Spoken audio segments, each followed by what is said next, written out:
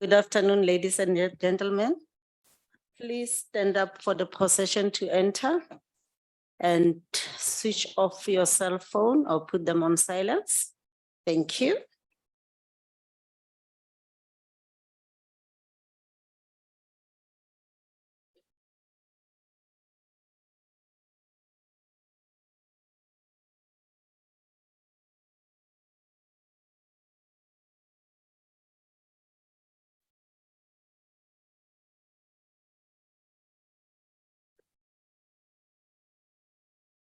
All right, good evening, everybody. Please take your seats.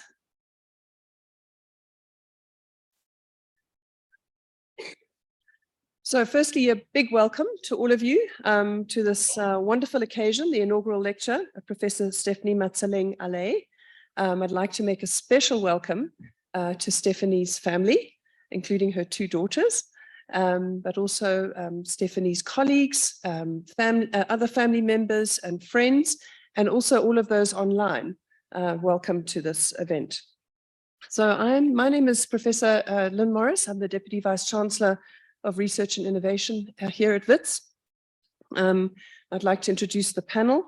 Professor is the Dean of the Faculty of Humanities, Professor Juliet Perumal, who is the head of the school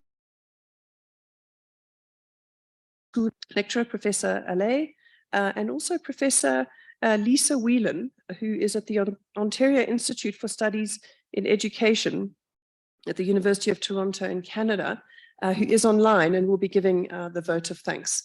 So thank you very much for agreeing to that. So inaugural lectures are really auspicious occasions in the life of a university. They represent the pinnacle of an academic's career. We do know that Stephanie has been a full professor for a little while now. It's just taken a while to have the ceremony. But certainly that means that Stephanie now is a full member of the Senate, and she gets to be involved in the very important decision-making in this university and to contribute to the continued growth and sustainability of this university. So we really look forward to hearing her profess on why we can't get the right skills, certainly a very provocative title. And it's really wonderful to see the great turnout here in the university from multiple faculties. So we really look forward to your talk.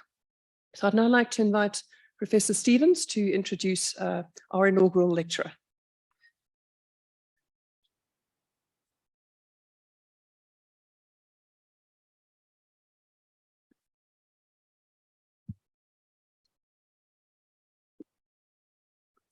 Thank you, Prof. Morris, and a warm welcome to all of you, as friends, as family, as members of the WITS community, and especially to our inaugurating professor, Prof. Allais.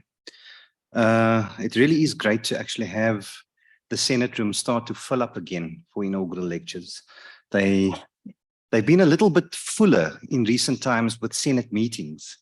But actually, this is also the place where we do inaugural lectures, and we have the opportunity to really reconnect with old friends and colleagues, but also to really spend some time celebrating a moment like this with the inaugurating professor. The inaugurating professor, of course, Stephanie and I were talking just prior to this, this always feels a little bit like a hazing all over again for people who've done this. It doesn't matter, how long you've been a professor and so on. There's always a little bit of nerves associated with it, but that's just the way this is. It is, however, a celebratory moment. It's really a moment that marks the zenith, the apex of one's rank inside the university. And so, Prof. Allais, this is really our opportunity to celebrate with you tonight. And as I said to you, everybody who's here wants to be here tonight. So great to be here, and great to have all of you here. Without further ado, I'm really going to just introduce our inaugurating professor. Stephanie Matseleng Allais is the Saatchi Research Chair of Skills Development and Professor of Education at the Center for Researching Education and Labor at WITS University, also known as REAL.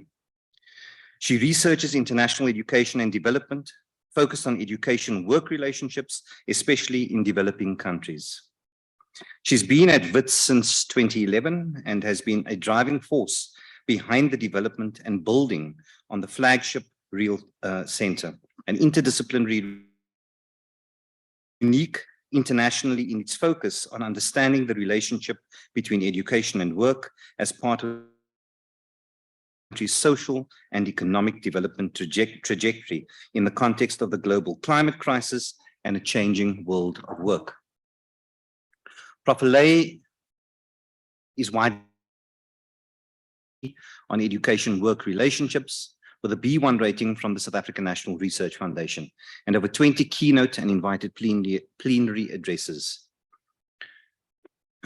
She's an editor of the Journal of Vocational Education and Training and on the editorial boards of the Journal of Education and Work, the Curriculum Journal, the International Journal of Training and Development, Social Inclusion, and the Journal of Continuing and Adult Education.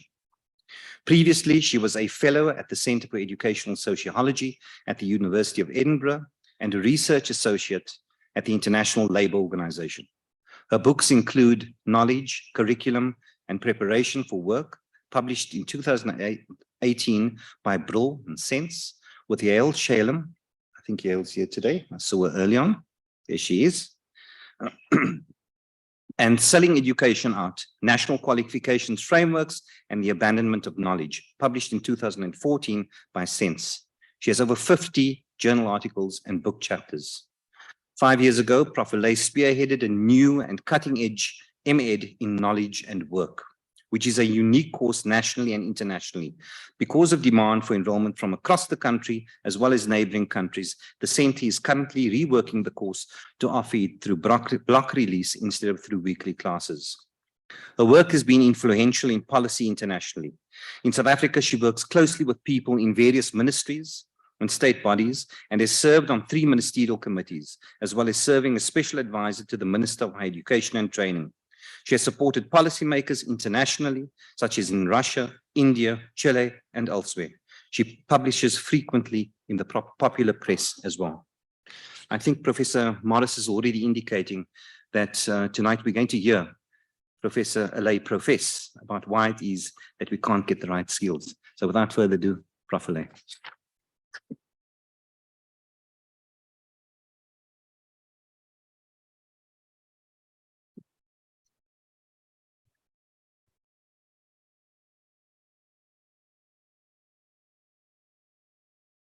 Thanks, David. Hi, everyone. It does feel a bit like a hazing, I have to say. Thank you very much, DVC and Dean. And thanks to everyone who is here with us, in person as well as online. I'm really happy that so many of my good friends are here in person, even though they find the topic of skills rather boring. I don't know why. And it's great to have family here in person and also online from Chicago and Cape Town. I would particularly like to acknowledge my parents who never forced us to do anything practical and let us pursue whatever we were interested in. I'm also happy to see many colleagues here in the room and online who I've worked with, who have supported me throughout my career, because we all know that research is and the development of knowledge is a collaborative endeavor. It's a social process. So I'm not going to give individual shout outs because there are so many people that I work with, other than to Lisa Wheelahan, who is joining us online from Toronto, for agreeing to do the vote of thanks. Lisa has been a very important and supportive colleague over the years, and I look forward to many more years of working with you, Lisa. So, jumping straight in. People in many countries, and particularly in South Africa, talk about skills crises and skills mismatches. Why can't we solve them? Why is it that our education systems don't produce the skills that our economies need? Why don't we have the skills to fix our electricity crisis? Why is your builder taking so long? Why can't you fill a key post? Why don't your new hires know how to do their job properly? Why can't we train unemployed people so that they can get jobs? There are many different versions of these questions, and I'm sure that most of you have either asked or heard asked or both some version of the question, why can't we get the right skills? And many people are equally sure that they have the answers and that the answers are quite simple. One common answer that we hear is, why don't we do what the Germans or Swiss do? And this is often said with sad head shaking, as if only someone in charge would realize that this is the right thing to do, all our problems would be solved. But we do scientific research because neither the natural world nor the social world are as simple as they appear on the surface.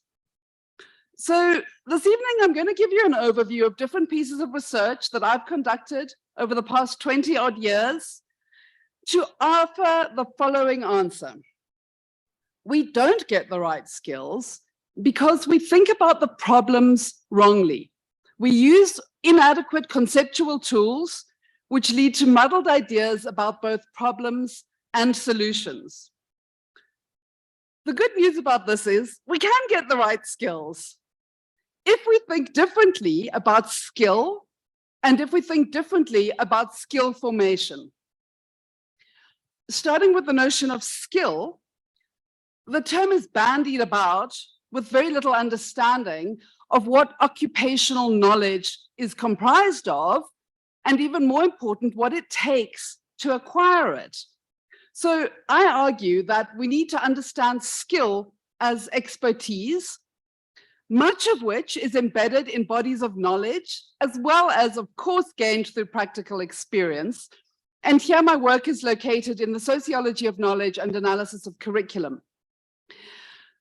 But we also need to understand at a systemic level that skills are not an exogenous variable that can be changed in order to create other desired changes. Skill formation needs to be understood as a set of systems that are shaped by and shape economies and societies and social relations. And here my work draws on institutional political economy. When we talk about skill formation systems, the word skill is shorthand for expertise that is used for and developed at work and acquired through schooling, vocational education and training, university education, short courses, workplace training, and so on. The whole picture, and studying skill formation systems means studying how all these different institutions fit together. So the two arguments that I'm going to take you through this evening are bringing together sociology of knowledge with political economy of skill formation to argue that first, we need a broad notion of skill as expertise. And second, we need to understand that expertise and knowledge are produced in a complex set of institutions and institutional arrangements which shape and are shaped by societies and economies. So it's a difficult task because by its nature, an inaugural lecture is aimed at both specialists and non-specialists. And of course, the specialists will think I'm oversimplifying everything, and the non-specialists will think I'm overcomplexifying everything. So I hope you'll all be patient and see if I can make sense of it. It really matters because we have to understand complexity if we want to make the changes to skill formation systems to get the right skills.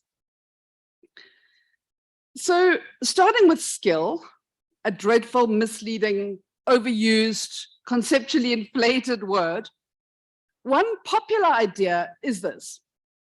If we can just figure out exactly what it is that we want someone to be able to do at the end of an educational process, it's relatively straightforward to design education programs that enable them to do it. Unfortunately, this is only the case for really specific practical skills like riding a bicycle.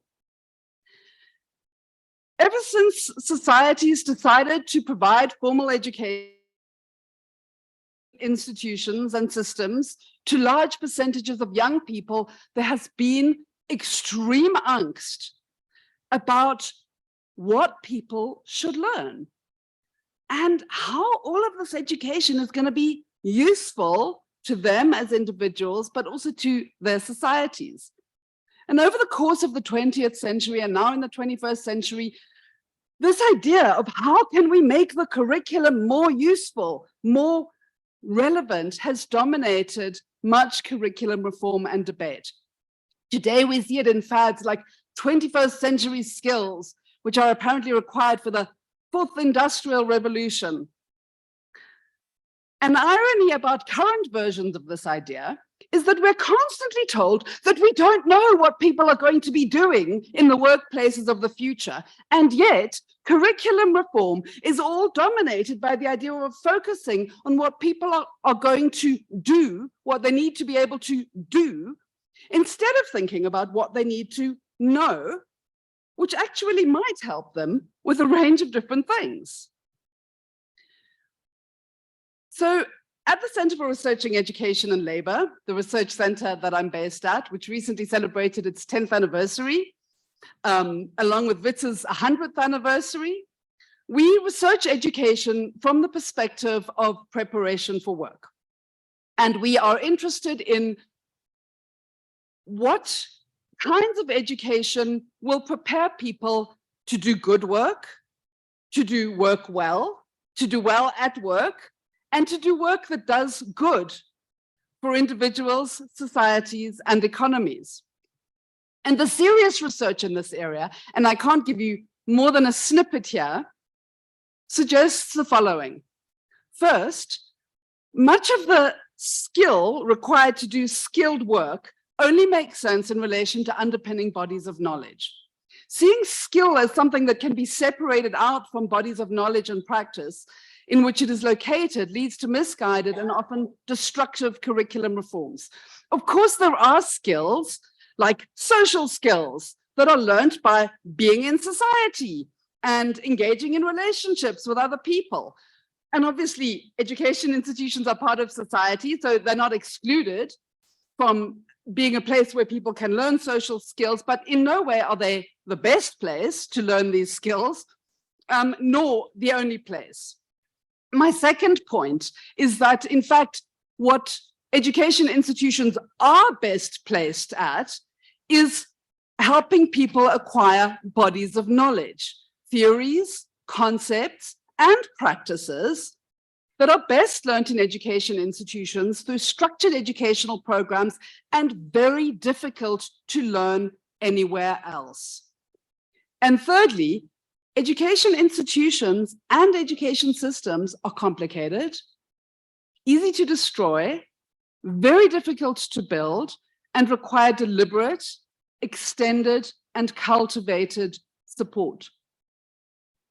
Now, as I said already, the work that I've done in this area draws on a broader body of research in the sociology of knowledge, as well as analysis of curriculum, that shows, for example, that the idea of that problem solving can be taught as a standalone skill is a complete nonsense idea.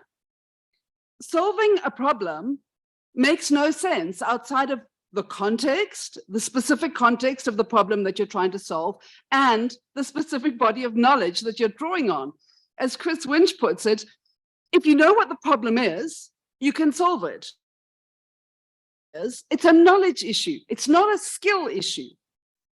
So in my own work, one set of evidence that I've drawn on is the simple and glaring evidence of the continual reinvention of failed policies that never achieved their goals.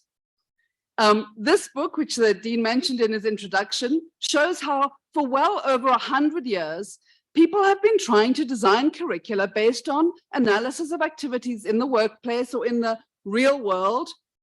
And when those reforms don't work in the ways that they thought they were going to, or when they lead to problems that then lead to new reforms, an almost identical reform is rediscovered or reinvented 20 years later.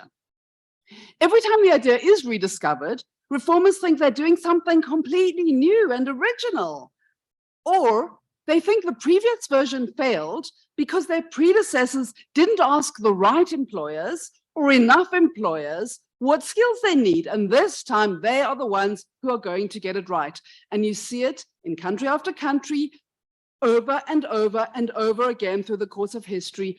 And we currently have a new version of it in this country.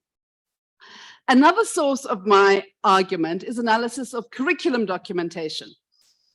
And an example is of the work in this book, co-edited with my colleague Yael Shalem, where we show that vocational curricula, which start from the doings of the everyday world, are shallow and of very little educational value, because the presentation of and the ordering of topics, concepts, issues, and tasks has nothing intrinsic or logical about it. Where work requires expertise, it depends on educational programs that are broadly, not narrowly vocational, looking at broad occupational areas, and as opposed to teaching narrow, specific tasks of current workplaces. Of course, it may be the case that there's no such work available that requires such expertise, but then providing training through formal education institutions to do specific tasks is usually dishonest to the learners who are enrolling for such programs and a waste of valuable resources. Recent interviews that we've been doing with employers and manufacturing companies in, now my slide doesn't want to move. In this 6-country study, the study looks at the contribution of vocational education to industrial transformation and growth in manufacturing companies. And our interviews bear out the need for broad bodies of knowledge. It's interesting to note, by the way, that the employers in all 6 countries do not talk about major skill shortages, even the countries that are industrializing rapidly, contrary to the views of policymakers. But in the South African component of the study, what was particularly striking is that employers all ask, without exception, for. They want employees with maths ability in order to put them through learnerships, apprenticeships, trades, and other forms of training that employers actually are willing to take responsibility for themselves. The final empirical source that I want to briefly mention in this area is the reform attempts associated with outcomes-based qualifications frameworks and so-called competency-based training. So I've been researching qualification reform and qualifications frameworks for over 20 years now. That's just a small sample of it. And generally people's eyes glaze over when I start talking about my research in this area, with a few exceptions. Qualifications frameworks are pretty boring to read about. I can't deny it. But qualification reform is at the heart of education and work interventions because qualifications are the interface between education and work. And so policymakers have come to believe that if you change different things about qualifications, how they look, who designs them, how they relate to each other, you will somehow change things about your education and training system, and therefore how it relates to your economy. So one part of this is a more specific version of the curriculum reforms that I mentioned above, the idea that qualifications should capture the specific skills needed by employers.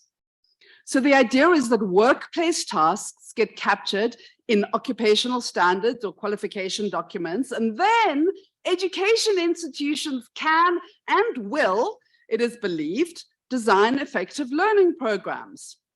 One key problem with this is that starting with learning outcomes and designing curricula backwards from them leads to qualifications with detailed specifications of tiny little bits of information. So this is from the original version of the South African National Qualifications Framework. It has changed since then, I'm pleased to say. But what my research showed on the South African NQF was that despite really good intentions of reformers, we created hundreds of qualifications like this. And here you see only a few of the 15 assessment criteria for one learning outcome in washing your hands, which I know became very important during COVID, but it's still not clear to me that we need 15 assessment criteria in order to be able to teach people how to do it. So what have qualifications frameworks achieved? In wealthy countries, we see education systems that by and large work. Of course, they've got challenges. And we see labor markets that obviously have problems, but they're mainly functional and relatively formal. And qualification frameworks get overlaid on these. Usually they describe what the existing system looks like, and they try to improve how it is explained to the outside world. Sometimes they solve a few problems. They don't make things much better or worse. Sometimes they give a few people headaches, and they usually make money for some consultants who are involved in their design. But in low and middle income countries, what we see in many cases is that qualifications frameworks are used as if you can change the world by changing a map of the world. As if by drawing a road between two cities, that road suddenly exists. Or if drawing towns on a map brings them into existence.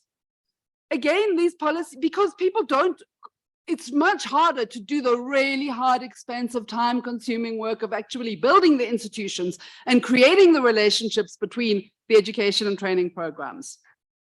Again, in most cases, they don't actually make things much better or much worse, which is why a lot of people do just ignore them. But the relative cost in contexts with very limited resources is much higher. Also, when institutions are stronger, they can handle change and innovation, but when institutions are weak and you impose radical change on them, they get weaker. Now, qualification reform is not only about the curriculum. In our recent work looking at different systems in Africa, we found that in most vocational education systems on the continent, qualification reform is seen by policymakers and development agencies as central to skills anticipation. Skills anticipation, for those of you who don't work in this very exciting area, is what used to be called manpower planning, which fell out of favor for lots of different reasons.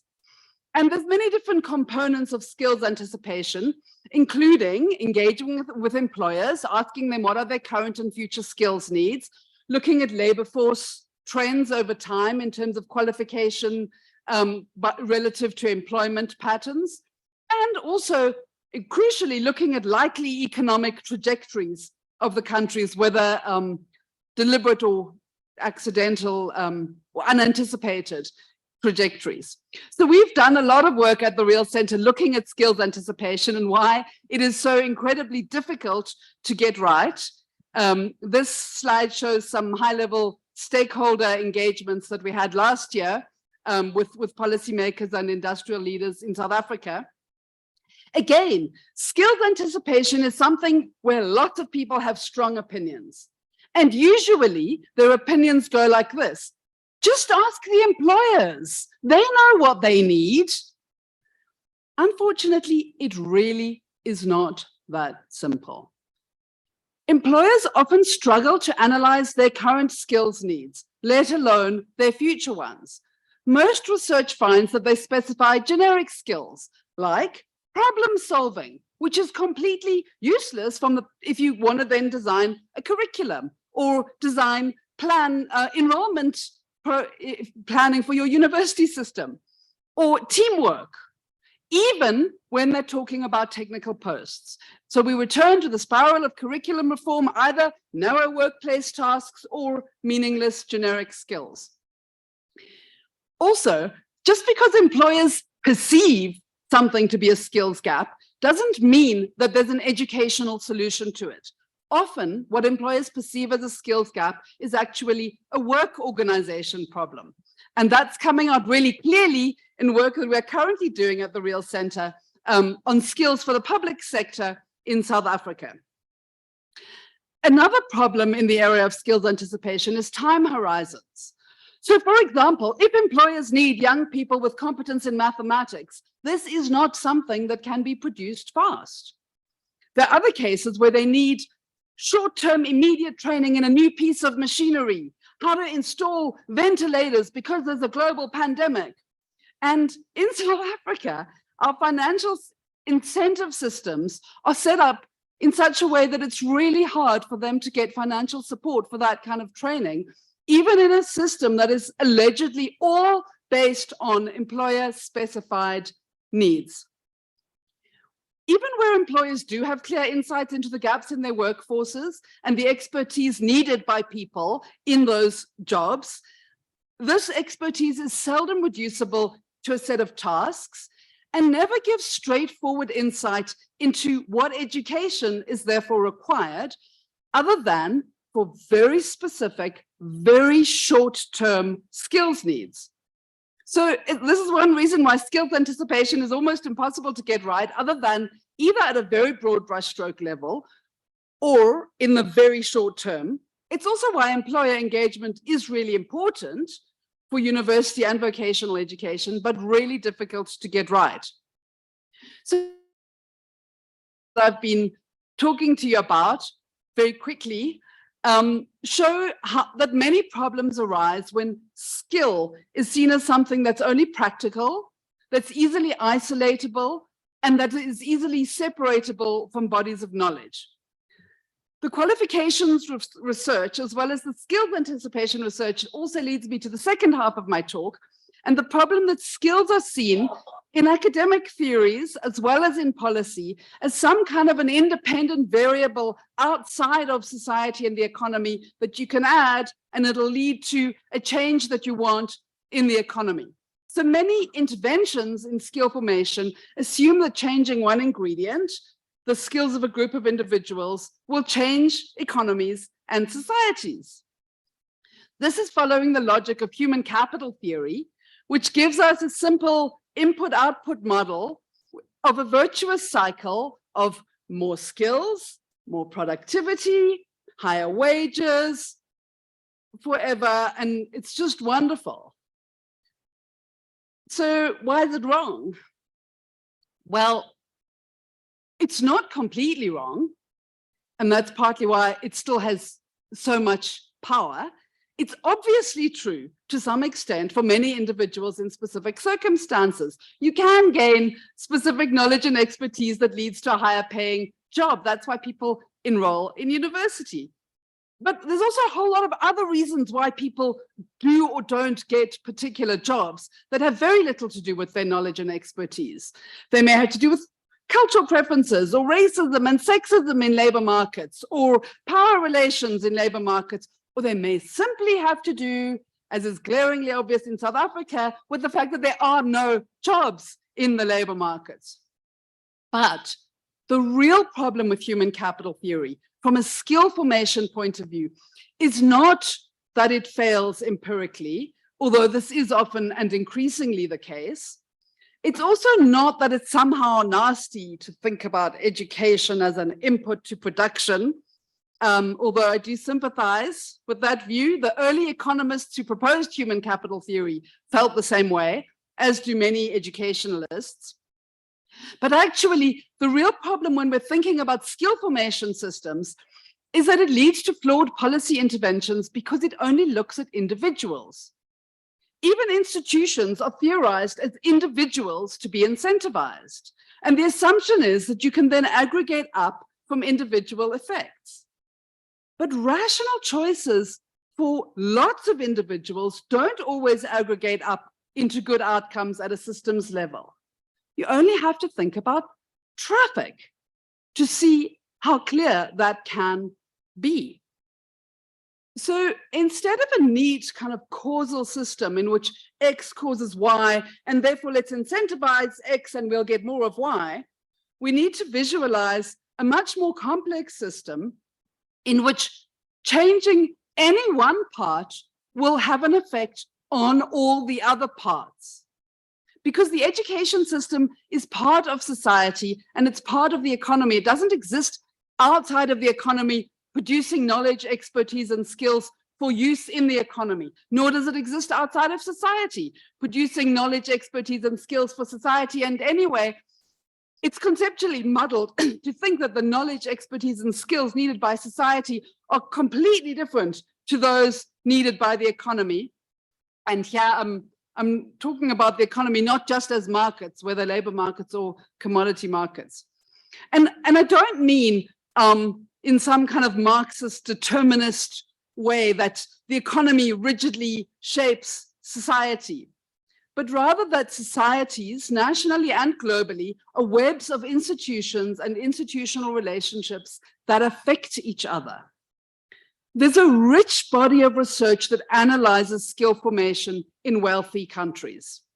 And what this literature shows most clearly is huge differences across wealthy countries in terms of overall patterns of skill formation.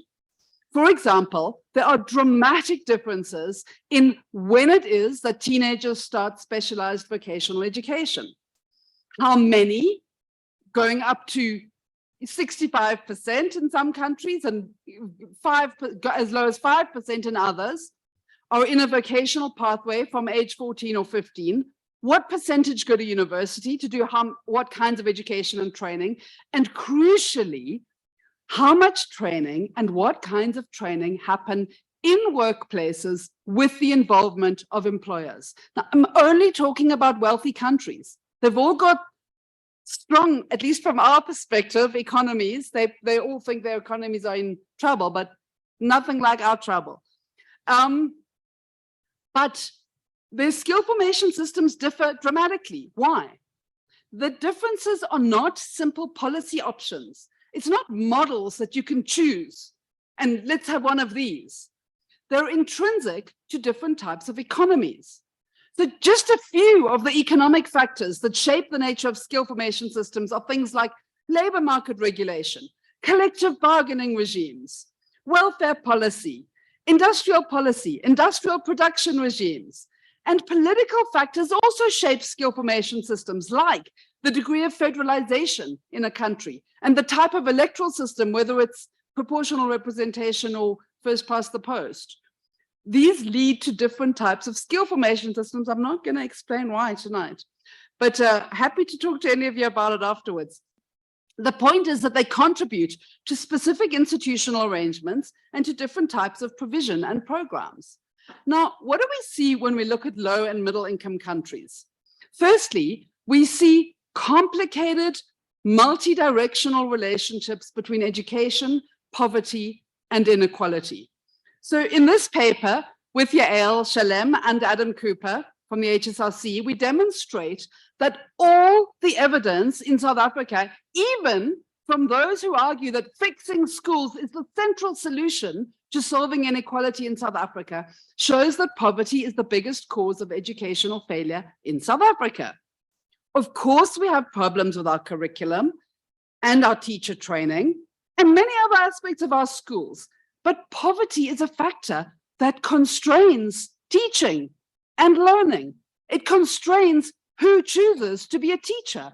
It constrains how teachers are trained. It constrains the functioning of schools and the ability of individuals to learn. And this complicated multi-directional set of relationships then shapes what's possible in the rest of the education and training system. So in order not to drown in complexity, I'm going to propose, it might sound a bit wacky, but I'm currently working with the metaphor of a pinball machine. So for those of you who don't know what a pinball machine is, maybe some of you are too young, you have to shoot a ball through a series of different levels with different levers and barriers, and you're trying to get the ball to a desired endpoint. Might not be the best metaphor, certainly has limitations that I can immediately see, but what it does enable us to do is to see relationships between different parts of systems without ignoring individuals and individual agency and ability, which is obviously a factor. But it shows how the structures in which individuals are located shapes their choices and possibilities. So imagine a pinball machine shooting out lots of pinballs at the same time. Roughly in South Africa, roughly 1 million children going into our school system every year. And most of them are going into weak schools, and most of them are surrounded by lots of obstacles.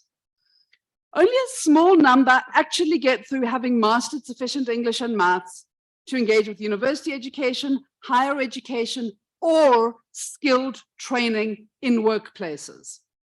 Of course, schools can improve a bit in this context. Those of us who work in education are very concerned to improve schools, but not enough to rupture the cycle of inequality and poverty if they are functioning in contexts of inequality and poverty. And the people who succeed, the individuals who succeed in our schools, and by succeed, I don't mean pass matric, it's a controversial barometer. I mean, master the curriculum to a reasonable level, are mainly going to university and then getting employment in the formal sector in professional or semi-professional jobs with reasonable working conditions. So what happens? In South Africa, like in many countries, a key policy imperative says, so put more people into the university system. Massification of higher education is based on the idea that graduates on average do better than non-graduates in the labor market. Therefore, if more people are graduates magically, they'll all do better in the labor market.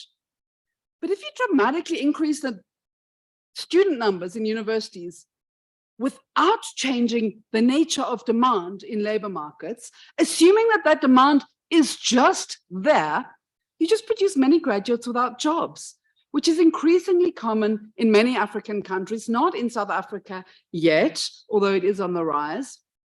But also, if you massify higher education without resources, as we did in South Africa, and in all countries, massification of higher education has caused resource crises of one form or another. The student debt debate in the US is a symptom of that. You also change the nature of knowledge and expertise that students acquire. So here I'm drawing on my work on the multitude of crises facing our university system in South Africa, where universities were told, just let more people in and more people will get good jobs. Oh, and sorry, in order to do this, you just need to teach differently. Just be innovative. Don't be so old-fashioned. Use stickers, teach online. This is your moral obligation because it's the only way that people will get good jobs. Unfortunately, flooding labor markets with credentials does not change the availability of jobs. And what it does do is it reduces the value of credentials for all who hold them. And people don't get the same knowledge and skills because it's impossible to teach properly in large classes. The acquired curriculum, not what's written down in a syllabus, is a combination of education, of knowledge and educational processes. And it changes when we change the nature of educational processes. That's just some light entertainment on the topic. And the former problem aggravates the latter problem over time because employers are faced with far more people with degrees who know far less than what they expect.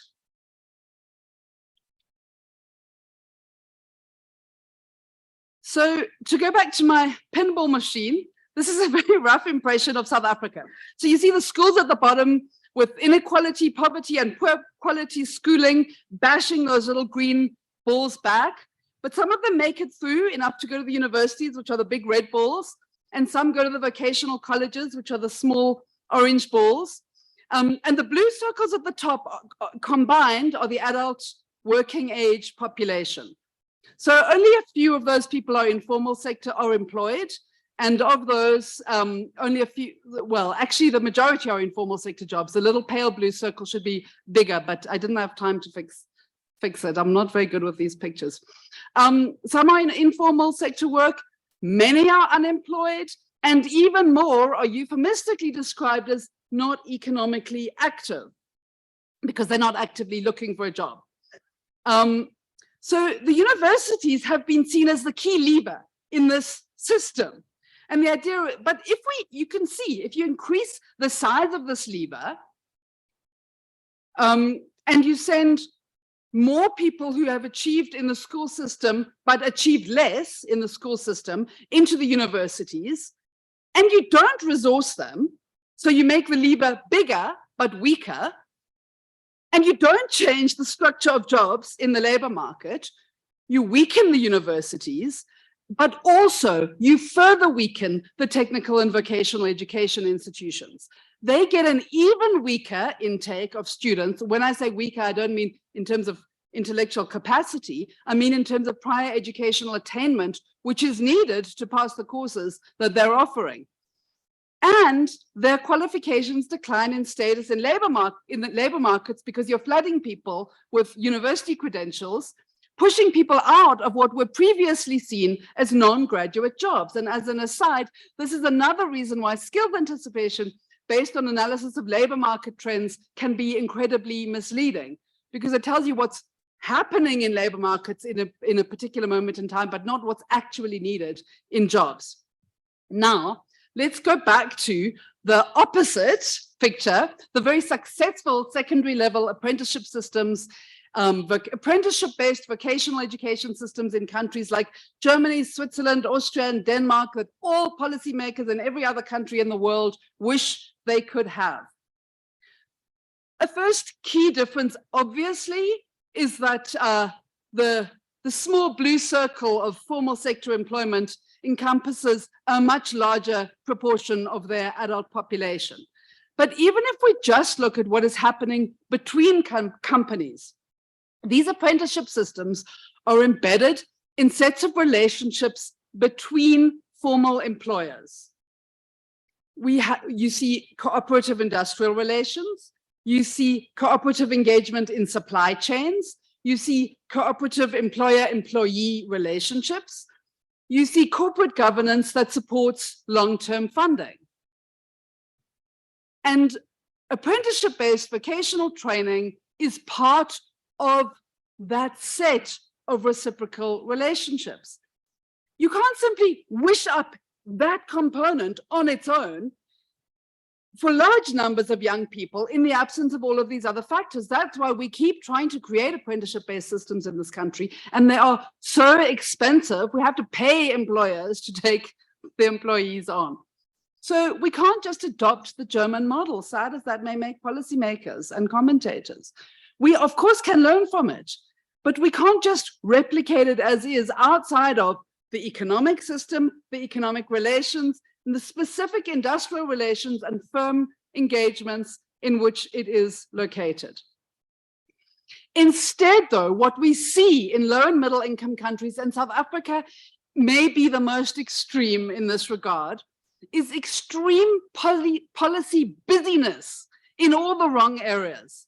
So if you look at this, the two blue circles, this is indicating in the South African system sets of regulatory institutions and intermediary institutions. And around the world in poor countries, policymakers are being told, set up sector skills councils to mediate between education and work, set up qualifications frameworks to get employers to tell you what they need, set up, it's all about lots and lots of busyness in lots and lots of institutions and rules and systems that are trying to get these two systems to talk to each other, and in particular, a complex set of incentives, sometimes financial, which take no cognizance of the other structural incentives for different players in different spheres, because they're looking too narrowly at each individual activity.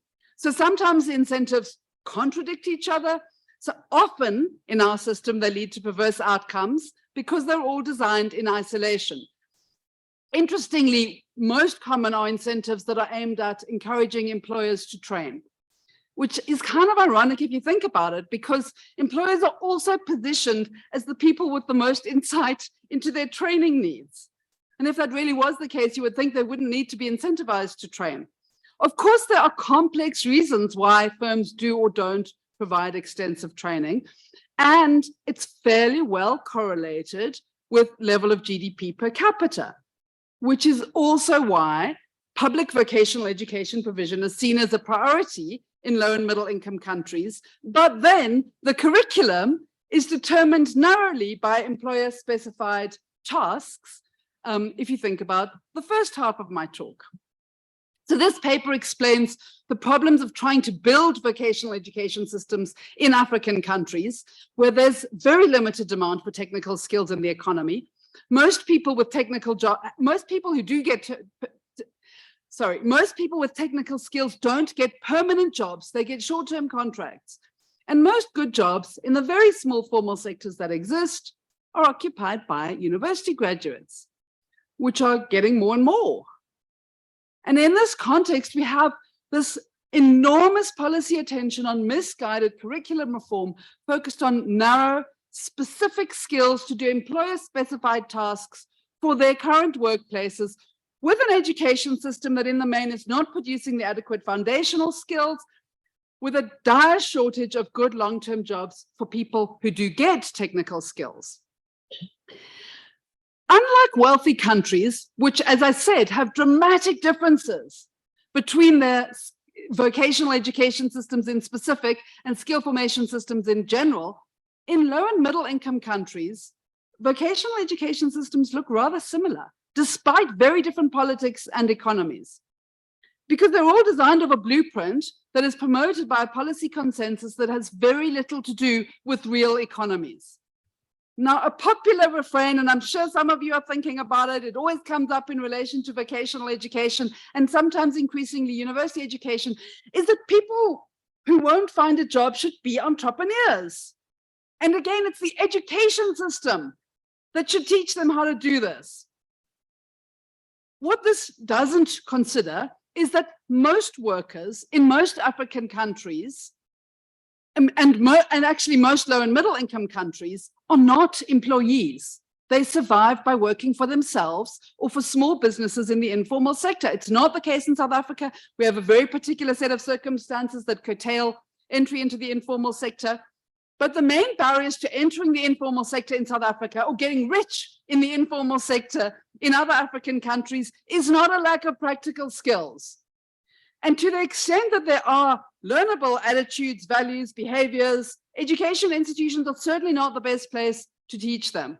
Lack of capital is probably the biggest problem, but there's a whole host of other barriers in South Africa. Our colleagues at the Southern Center for Inequality Studies at WITS are doing important work on this. So to go back to the pinball machine metaphor, which I know it's got limitations, I'm sure many colleagues will point them out over drinks later. But what I like about it is it doesn't say everything is so complex that we just can't do anything. It says we can get the right skills, but we must see education and training as complex sets of institutions embedded in social and economic arrangements that shape and are shaped by the nature of education and training systems. So just a simple example, I raised earlier the importance of maths. So, and we need math for university education, for TVET colleges, for workplace training. Some of our universities weight maths and maths literacy equally for entrance into non-STEM courses, or they weight maths slightly higher, but not much higher. So 16-year-olds all think wrongly that they don't need maths, and they're highly incentivized to switch to maths literacy, which is much easier to do well in. At the same time, most of our young people who are training to be primary school teachers don't have maths. They have maths literacy and weak achievements in maths literacy at that. And teaching is poorly paid relative to other professional jobs. So we don't have people who want to get into it. And our labor and our market analysis of teachers doesn't always pick up the shortage of maths teachers, because it doesn't look like a shortage if most children aren't enrolled for maths. So if we change one thing, like changing the entrance requirements for teaching, we change nothing. We just won't get applicants for teaching programs. So the point is we have to look at the whole range of different levers that are shaping any particular problem. And we'll have much better chance of success if we can identify a number of key policy levers. We have to be clear about time horizons, short-term specific requirements, as opposed to long-term training, which needs broad training. We have to be clear that education cannot make up for inadequacies in other policy domains that have caused and continue to cause mass unemployment and underemployment. And here I'm drawing from a piece that we did for UNESCO on the future of work with John Buchanan at the University of Sydney and colleagues. Of course, education is part of the mix. And of course, it requires properly nurtured and resourced institutions and systems. But funding education can't be done at the expense of other social policy, Because education on its own can't solve inequality and poverty, the socioeconomic conditions that structure learners' lives, as well as the lives of their families and communities, must substantively improve in order to improve the quality of learning. Decisions about industrial transformation and skills are interrelated, and vocational skills can't be seen as separate from these decisions. And we have to take curriculum seriously in its own right and think about broad bodies of knowledge and broad occupational areas, and cut out the preoccupation with fads like 21st century skills and micro-credentials, which are a distraction at best, and fads do most damage in weak systems. At the Real Center, when we can take time off from fighting against an endless stream of damaging policy interventions coming from various national and global players, we are doing work that tries to explore these directions. We're currently looking at embedding education players in the implementation of economic development strategies at a sectoral level in South Africa. We're also looking at local economic development interventions that try to create a demand for skilled work as well as provide training. So look out for our conference next year. We're going to be sharing some of this work, and we'll shortly be sending out invitations and calls for papers. Look out for what else is coming out of the Real Center. And I will leave you with a picture of my wonderful colleagues and students at the center. Thank you very much.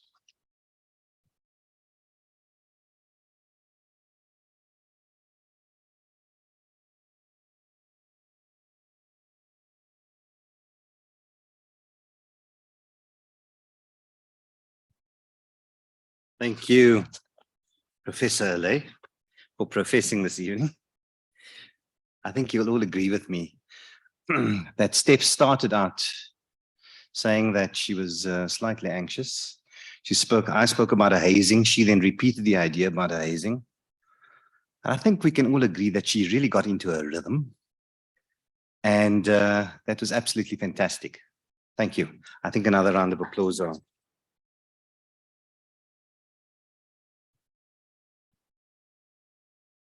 I mean, I think that without getting into a response, because I know that you have somebody doing that this evening, Professor Allais, I think the important thing is that this is a really timely conversation to have in a moment that Adam Tooze refers to as a polycrisis in the world. And of course, you've highlighted a number of elements that we see in our lived realities during the course of our everyday interactions in the world. But really a critical analysis of the relationship between skills, knowledge, labor needs, education, and the world of work, and how it is that we come to think about this today. So again, thank you very, very much for the kind of critical insights. And I'm sure that there are many parts of the institution that can actually benefit from these insights. And I'm not only talking about parts of the kind of research matrix in this institution. I'm talking about the institution itself.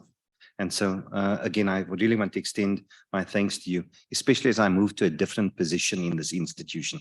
I may be coming knocking on your door. So thank you. This does leave me with the task of now introducing your colleague, and I'm assuming that your colleague is online at the moment. And this is Professor Lisa Wheelahan, who will be doing the vote of thanks at this point. And so I'm going to take a brief moment to just introduce Professor Lisa Wheelahan, who is a professor at the Ontario Institute for Studies in Education at the University of Toronto in Canada, where she holds the William G. Davis Chair in Community College Leadership. Prior to joining the Ontario Institute for Studies in Education in 2014, Lisa was an associate professor in adult and vocational education at the University of Melbourne.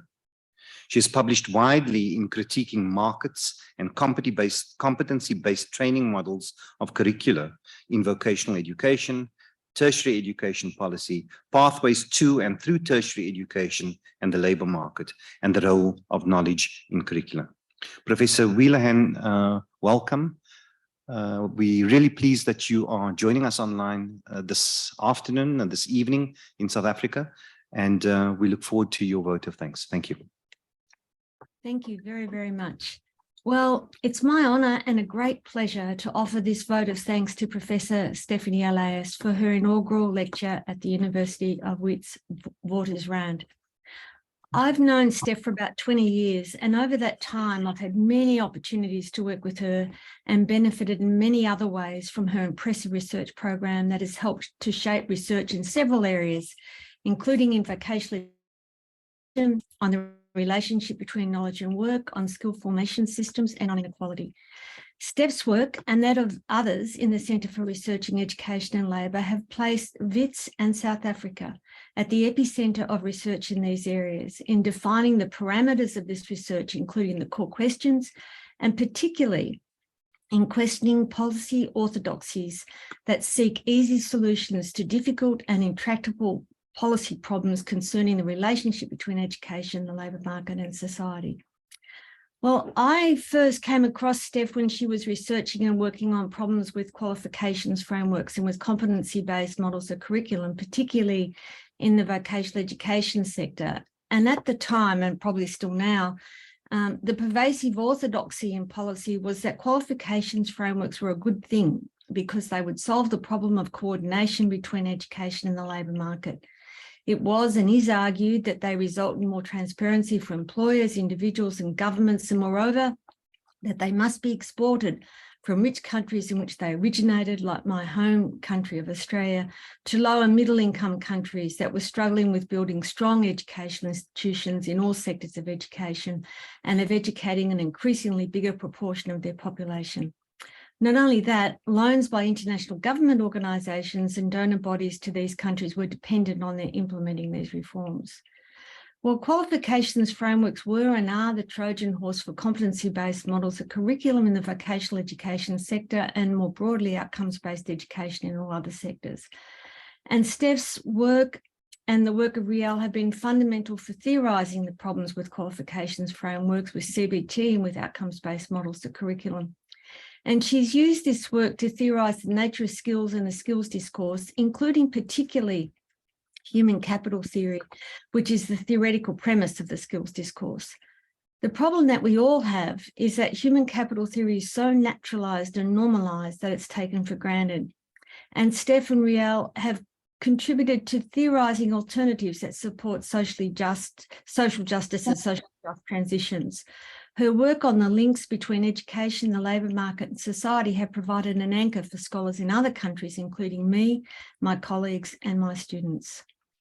Another aspect of Steph's work is the contribution she's made to the comparative education literature, particularly, but not exclusively, in vocational education research. And Steph talked about the common theme we hear not just in South Africa, but in many countries, including my former home in Australia and my home now in Canada, which is along the lines of, why can't we do what the Germans and Swiss do with their apprenticeship systems?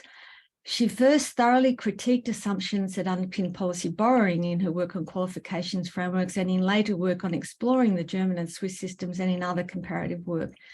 Well, we all know that the German and Swiss systems are very good, even if they have problems, of course. And if we could export and transplant their models, we would, but our work has shown how illusory this dream is. Vocational education is embedded within labour market, society, the nature of the welfare state, and how transitions are managed between education and the labour market. Her work importantly contrasts policy borrowing with policy learning, which is a much better idea. How can we take the experiences in other countries and learn from them? And what must we consider in thinking about their applicability in our own country? Steph's work is on the one hand deeply theorised and on the other has many implications for policy and practice. She is one of those rare academics who can bridge the divide between theorised research and policy and practice, and this is evidenced through her prodigious accomplishments in both realms.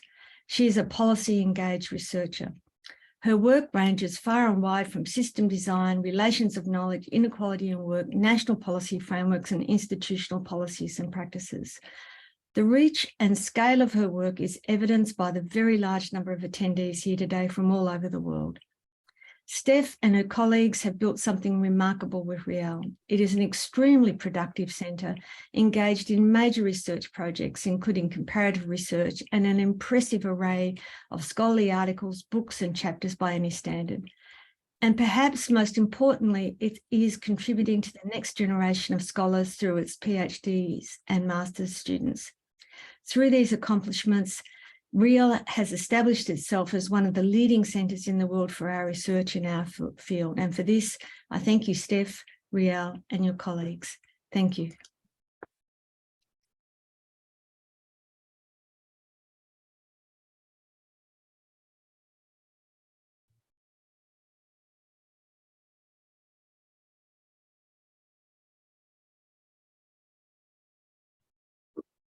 Thank you to Professor Whelan for what I think was an erudite, a generous, and a critical synopsis of the field in which Professor Allais really works in. And so I think all of our thanks are extended to Professor Whelan. Colleagues, this does bring us, let me just say, inaugural lectures that go on too long. You start to get a little restlessness in the back benches of a venue, but actually inaugural lectures that are just kind of in the Goldilocks zone are sufficiently stimulating in an evening, and at the same time they are thought-provoking, and they encourage us to go out there to engage with people outside, but also to think about the content of the work that's really been shared.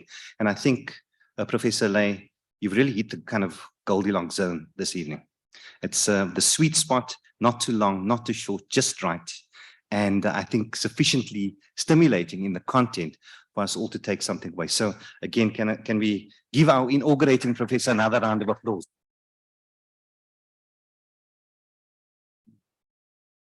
At this point, I would like to simply thank a number of people.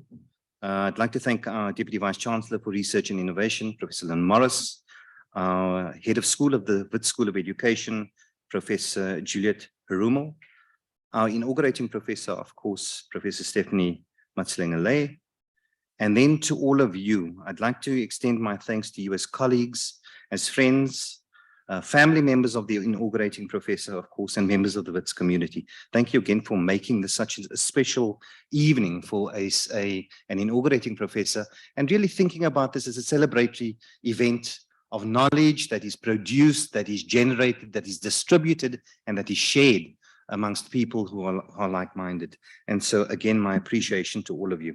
I think it's a fantastic way to spend an evening. And so I want to encourage you all to spend some time outside with us, having some food, some drink, just engaging friends, family, and colleagues again.